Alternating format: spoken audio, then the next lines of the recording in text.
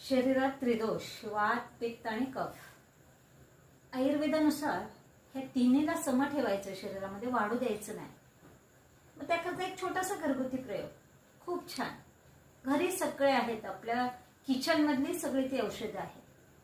काय करायचं, 5 वस्तू घ्यायच्या, एक चमचा घ्यायचा जिरा, धणे, मेथी, ओवा आणि बडीशेप।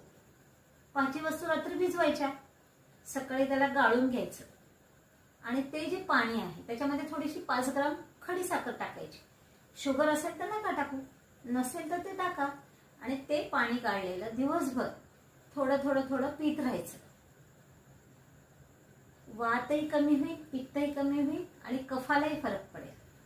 ह्या ज्या सगळ्या वस्तू आहेत आपल्या किचन मधल्याच, रोज आपण ज्या आहारामध्ये वापरतो त्याच वस्तू आहेत, परंतु ह्या पद्धतीने त्याचा प्रयोग करून बघा।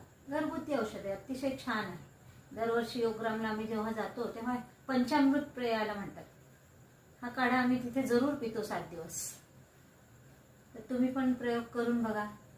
आपल्याला स्वतःपुरतंच फक्त स्वस्थ राहायचं नाहीये, इतरांनाही स्वास्थ्य द्यायचं आहे। मग प्रत्येकाला कळवत जा, व्हिडिओ पुढे पाठवत जा, सबस्क्राईब करा, शेअर करा, लाईक करा।